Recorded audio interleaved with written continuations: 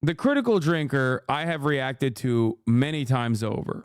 How to Destroy Your Audience from The Boys Season 4. This has 1.2 million views. 1.2 million views in one day. The critics predictably loved it. The audience unfortunately hated it. I need you guys to understand something. Okay? This kind of sentiment pops the fuck off on YouTube. Okay? Like, people get so angry when finally the subtext is, I guess, like when a change occurs, and like the subtext was never a subtext, I guess, is like so brutally bludgeoned into these fucking brains of these dumbass charlatan right wingers that they finally are like collectively like, oh, okay, I guess this is making fun of me, and then they just collectively look for some other fucking old asshole that will just churn out the most bottom of the barrel right-wing nonsense. So without further ado, while I have not seen season 4, I think I'm going to watch this because I want to see. The question that comes up pretty regularly on Open Bar these days is, Drinker, you tough-talking, charismatic gunslinger with a dark past, when are you going to review The Boys Season 4? The Boys. Now that's a name I've not heard in a long time. You know, I used to be a real fan of that show, to the point where I actually gave the first season a Drinker Recommends Awards. And truly, what higher accolade can one bestow upon a work of art these days? Wait, so you watched the first season of The Boys and you liked it, but the 4th season of The Boys you don't like?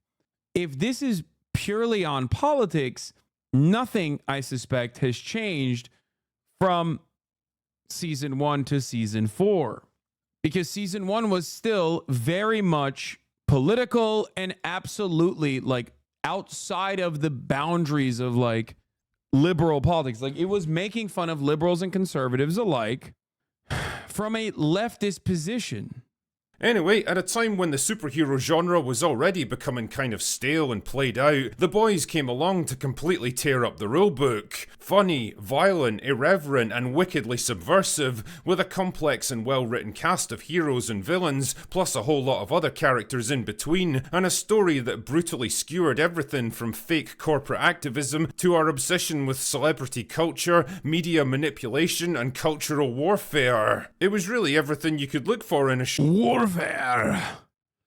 They literally plant a terrorist in the Middle East. Like, dude, you really have to be fucking stupid, man. You really have to be like, I can't say anything other than like, you have to be the dumbest fucking person to literally watch The Boys and be like, this is awesome. I'm a right winger and this is like speaking to all of my interests.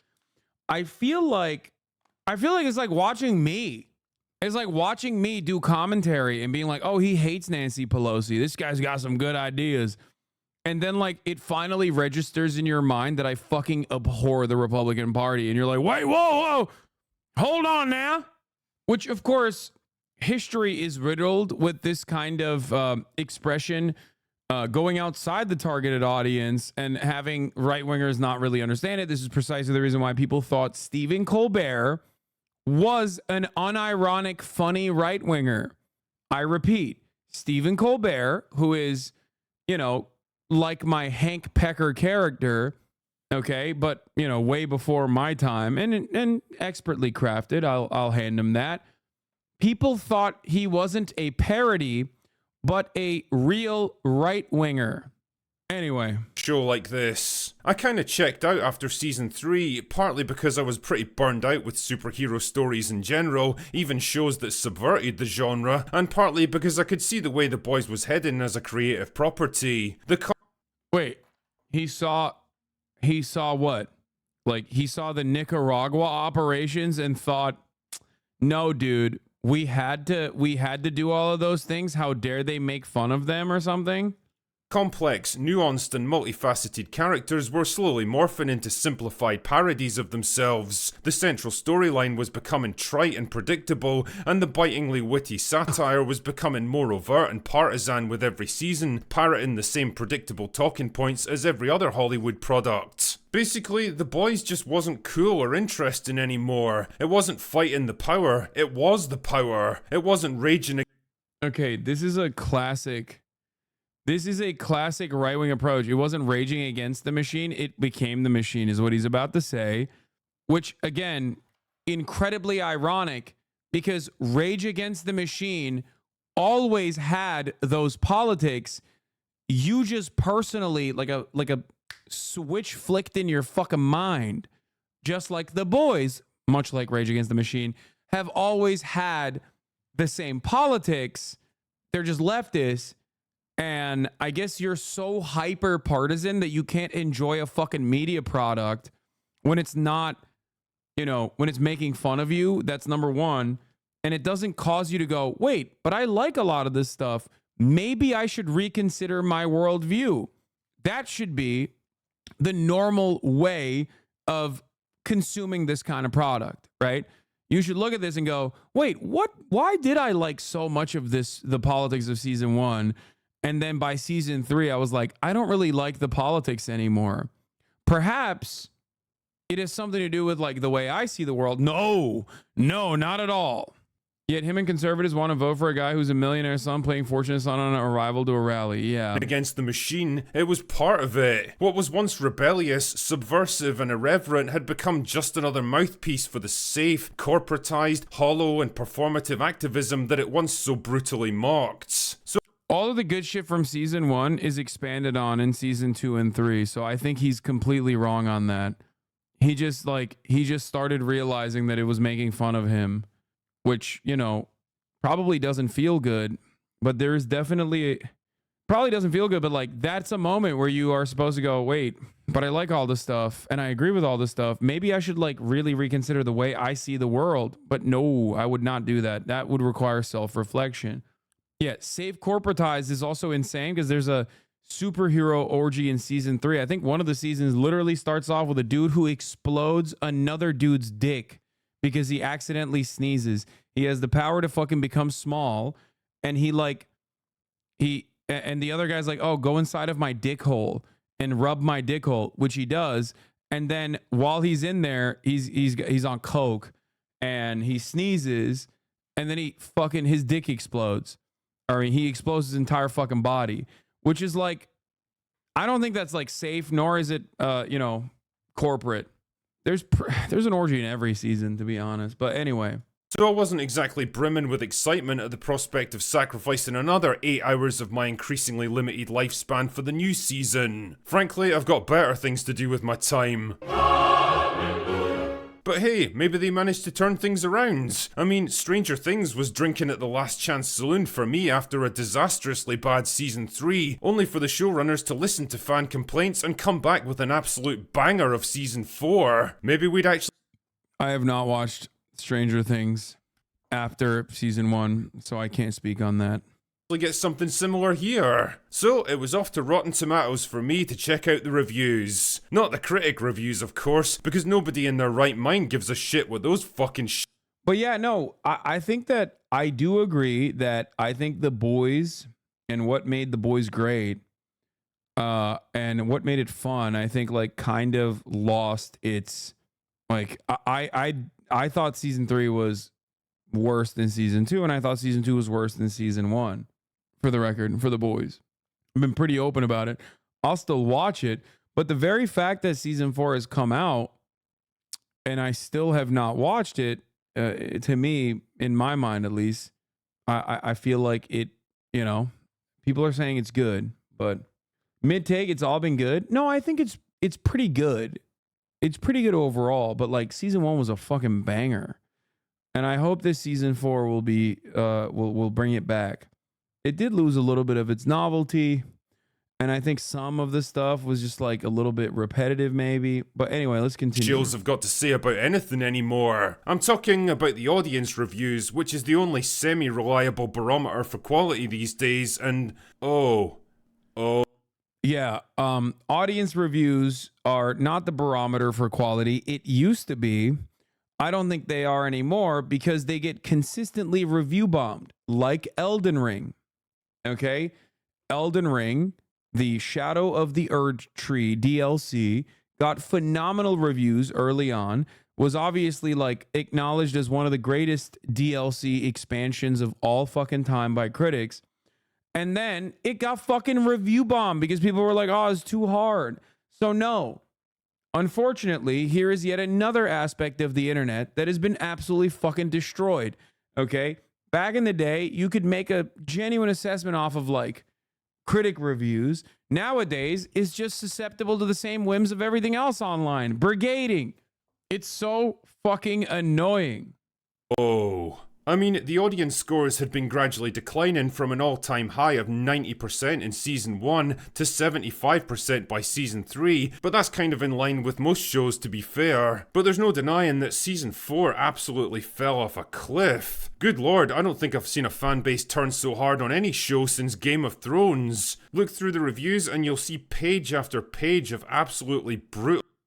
Poor writing, forced introduction, so new weak storylines, boring, not light enough like the first season. I like action, not make me laugh too. Basically this. Wow, what incredible reviews, man. While previous seasons would take a jab at both sides of the aisle, creating a more neutral and unbiased view of society. Oh, God. Dude, I'm sorry.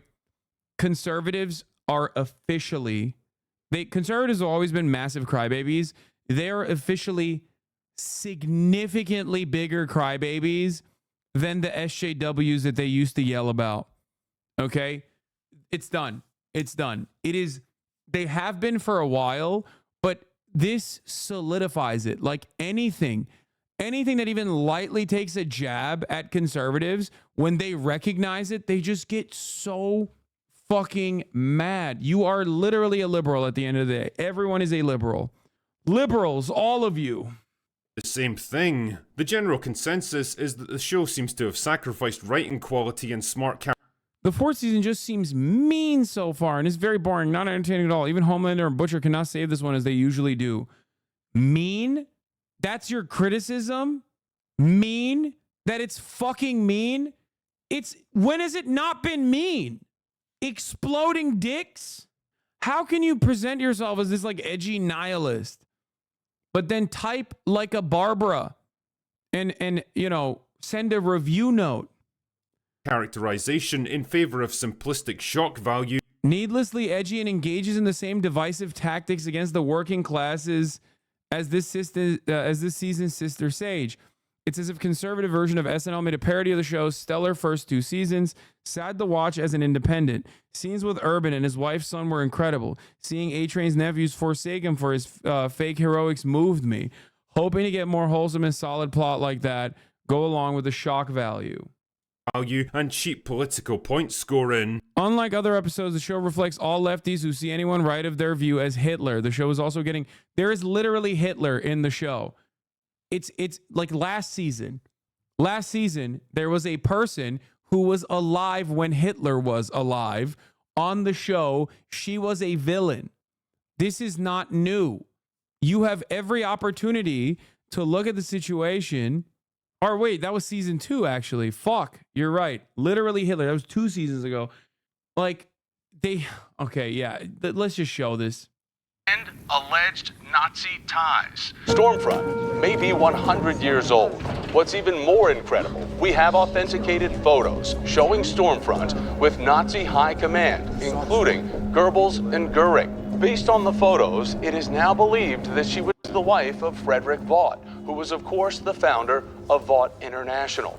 Like, even this, like Frederick Vaught being a fucking Nazi scientist and then playing a formative role in the American military-industrial complex. Like, what the fuck were they thinking? Television shows getting terrible reviews isn't anything new, but there is something fascinating happening with the 4th season of The Boys. It's not just that people have suddenly turned on Amazon's hit superhero satire, it's who those people are and why they have changed their tune that's so interesting. Since premiering to critical praise on June 13th, alleged fans have been review bombing the show's latest season on sites like Rotten Tomatoes and IMDb. The most vocal and eye-catching of these takedowns pronounced that the show has gone woke or is so obviously anti-Donald Trump. They are not wrong, but they are very late in that observation. Since the show's inception in 2019, The Boys has been a superhero allegory about Trump, dangerous authoritarianism, Nazis, and America's sway towards fascism. Its showrunner, Eric Kripke, has said as much interview after interview. This is a show explicitly about the allure of Trump and a critique of corporate America. The only thing that's seemingly different in this fourth season is that it stakes so close to what's happening in the US now. Homelander, a Superman like sociopath who functions as a Trump stand in, is facing a criminal trial and is fanning the flames of a January 6th like insurrection. It's not even like none of this is subtle. What is subtle is what I just mentioned, right? But the fact that she's a Nazi is not subtle at all. What is actually subtle, and it's like pointing to, is the fact that America, Operation Paperclip, moved a bunch of fucking Nazi scientists and brought them to the United States of America to conduct investigations. Conduct scientific research. Like that's the subtle subtext, is that this is a real thing that happened in history, and they're pointing to it in this NYPD credible lead ties Stormfront to Jeffrey Epstein death. Oh my God, I didn't even notice that. That's really funny. Look at the text under Stormfront Nazi pictures leaked. Already, an intense international outcry has emerged. I can't believe I actually have to say this day and age, but Nazis are bad.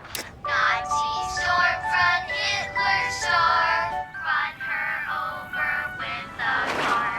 It's catchy. Here he is. For his Here she kind. is talking about white genocide. Bad guys want to hurt us just because of what we look like. They want to wipe us from this earth just because of the color of our skin. Really? It's Like when right wingers, especially far right, like alt right people, like when they watch this, or like the average Fox News watcher watches this and goes, "Oh, she's like a hero. Is that how this works?" I genuinely want to fucking understand. I genuinely need to understand what goes on in the minds of like right wingers when they watch this. Is it just like fucking like a monkey playing the cymbals up there? Like what's happening? What's going on? You're just watching this and like nothing sticks? called white genocide. Nazi stormfront. It's also just a full misunderstanding. The liberalism is conservative. Like this show comes from a further left perspective than American liberalism. It makes fun of conservatives in general. Exactly. That's part of the reason why I like it. But I just find it really fucking odd. I don't get it. I don't get it. Anyway.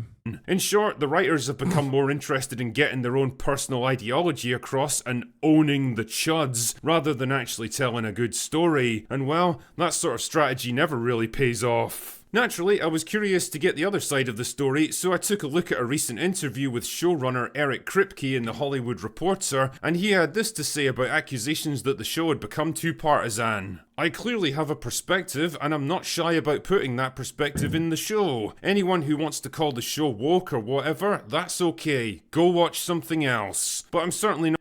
If this was a show made by a right winger and he said this, okay, like I think the critical drinker would have to not be able to. The critical drinker would probably not make a video for a month because he would just lay fat ropes specifically to that statement.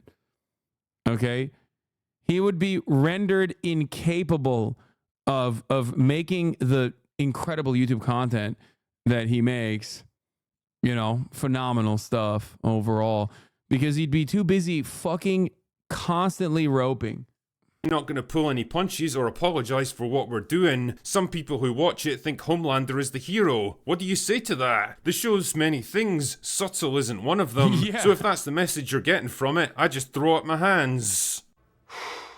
You know, why do I feel like this is rapidly becoming a tale as old as time? A show gets popular and goes mainstream, the writers get a little too overconfident and think they can use it as a platform for their own personal hang-ups, the fans start to push back against them, and instead of taking that criticism on... The funniest part about this is that, like, No, dog. The show had those politics from the first fucking second. Like, you just didn't understand it. And now you're mad because you feel betrayed. It's like, what can someone do about that? Like, do you demand an apology? Do you want them to change course completely to suit your interests? No, dog, that it's you. That's a you problem. You didn't understand the politics from day one.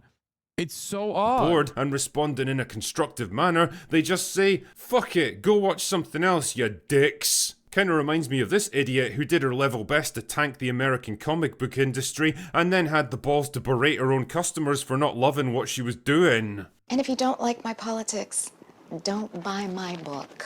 Right, well, that's me told. And you girls enjoy yourself. Wait, does he like Death of a Stalin? Is he gonna find out that Armando Iannucci is also, like, you know, a sock dem? Is he going to fucking find out that, like, Veep is left wing? Did I say Death of a Stalin? I meant Death of Stalin. He's gonna be like, wait a minute, dude, Armando Iannucci, this guy, I thought he was making fun of liberals, which he is. It's the entertainment. By the way, I will always stand on that. Yeah, The Thick of It and Veep are probably my favorite fucking political comedies of all time. Straight up there with The Day-to-Day, which is, oh my God, all three are made by British people. What the fuck? I just realized something crazy. Armando Iannucci and The Day-to-Day. Armando Iannucci obviously is I think he's Scottish, if I'm not mistaken. And The Day-to-Day is British, like, is English. Oh my God. Oh no, he's Italian. I mean, he's Italian but lives in Scotland. I'm pretty sure he's like Italian Scottish. Yeah, he's born in Glasgow. There you go. Sorkin fan spotted. What? No, this is not. In the Loop. In the Loop is also incredible. Veep was written by British people, only season 1 through 5. I think Iannucci also played a role in The Day-to-Day. Yes. I am a big fan. Brass Eye as well. Brass Eye and The Day-to-Day are identical.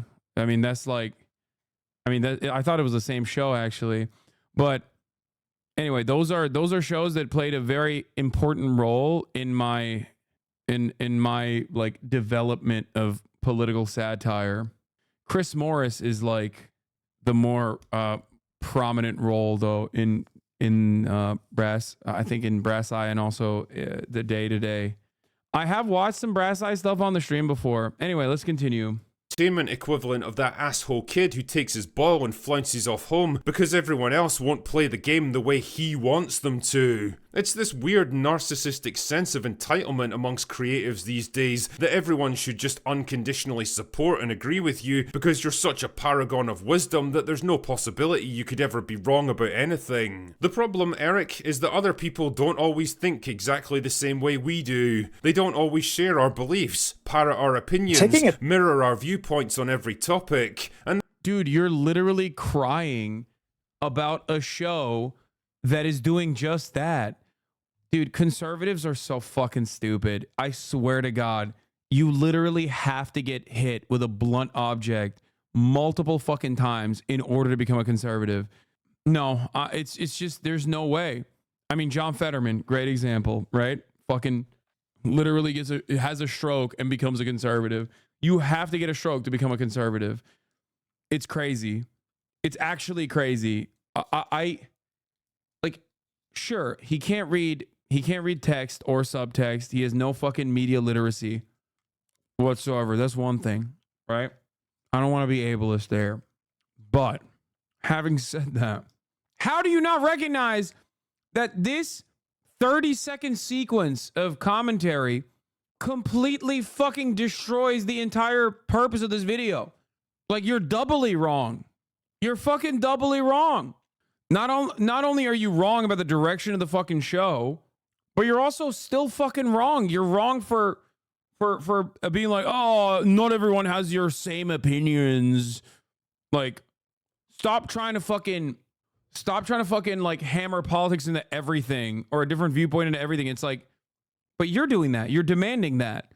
You're demanding that off of a misunderstanding from the jump, but still, you are literally demanding that and crying that the show is demonstrating a different viewpoint than the one you like. Beliefs, parrot our opinions, mirror our viewpoints on every topic, and that's okay because people are allowed to have different points of view. A smart, unless you're a left-wing content creator, humble and creative writer finds ways to bridge the gap between all these different groups through the unifying concept of good storytelling. A bad writer, on the other hand, tries to hammer home his opinions on his audience with sheer brute force, and then gets angry and resentful when they push back against it. I'll let you decide which one you used to be and which one you are now. Also, it's also weird because it's like, bro, if you don't like it, don't watch is a pretty normal fucking thing to say, especially when you feel like the show is solid enough on its own. So this makes no fucking sense. He's like crying that that comic book woman, I don't know anything about her, and the guy who made The Boys are both not catering to his worldview and making a mockery of his worldview, and then literally saying, yeah, don't watch it if you don't want to. It's fine. Like, he's upset. He's upset that he's not being catered to. This is the entire video. This is the entire gripe. Do people not understand this? What is going on?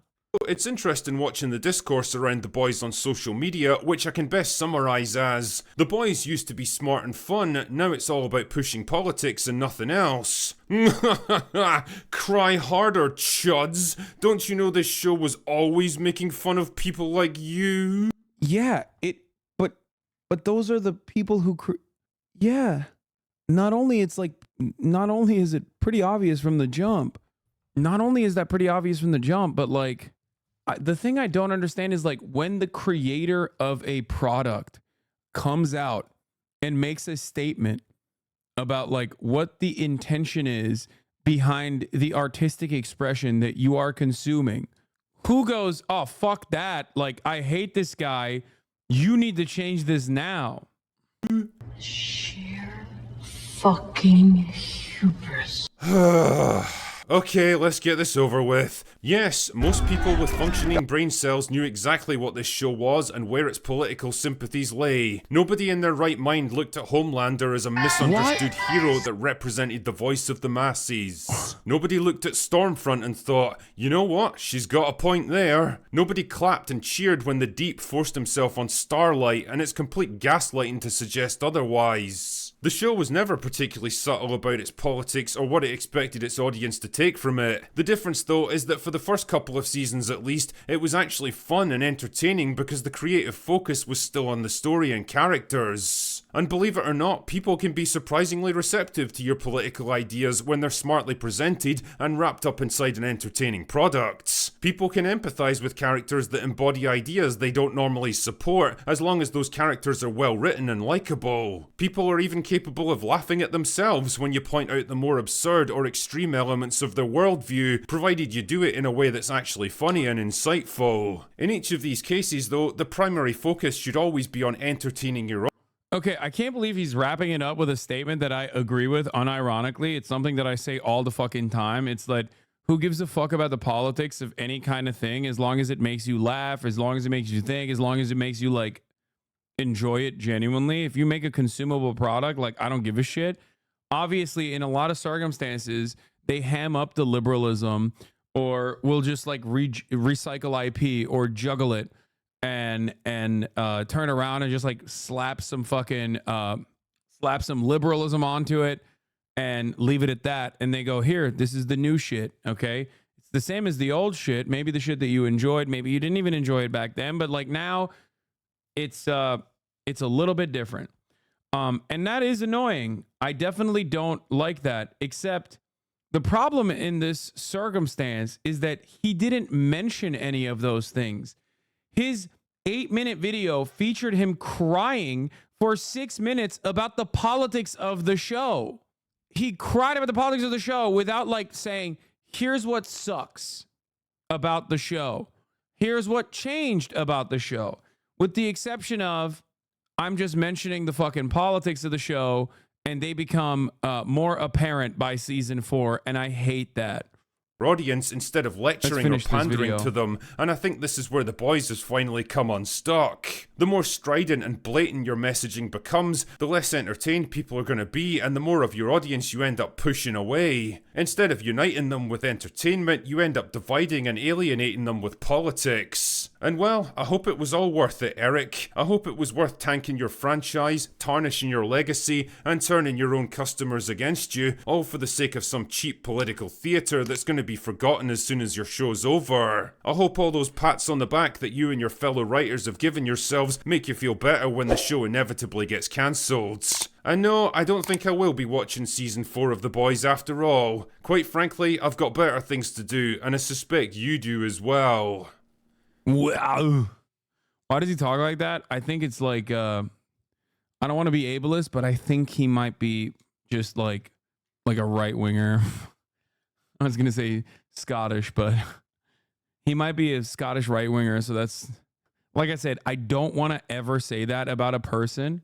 I don't want to ever say that about a person, but I feel like he might be. Yeah. Also, it's awesome that he didn't even watch the fucking 4th season and just simply complained about it. These recent admissions from conservatives expressing their anger over cheering for a character they now realize was a mockery of their beliefs, Homelander, has now overshadowed the show itself. This highlights the ongoing decline in our society's media literacy. This isn't the first time a superhero satire has warned about fascism, while its biggest fans miss the point. The fact that it keeps happening underscores how easily we can be captivated by powerful figures. At its core, The Boys is a bold dismantling of the superhero fantasy, challenging the classic comic book trope of superpowered beings heroically saving the day and protecting the helpless. In The Boys, every character, line, shot, and scene constructs a bleak picture of the chaos and danger we would face if superheroes truly existed. The show's cynical take on the superhero genre reveals a worldview where even superhumans are morally flawed and power invariably corrupts. Regardless of our intentions or how noble we believe we can be, our selfishness, prejudices, envy, and other flaws will always prevail. Humans aren't meant to be superheroes. These inherent human flaws are embodied in characters like the deeply narcissistic Homelander and his fellow members of the Seven. If you found this video interesting, then make sure to hit the like button and subscribe to the channel for more videos like this, and thanks for watching.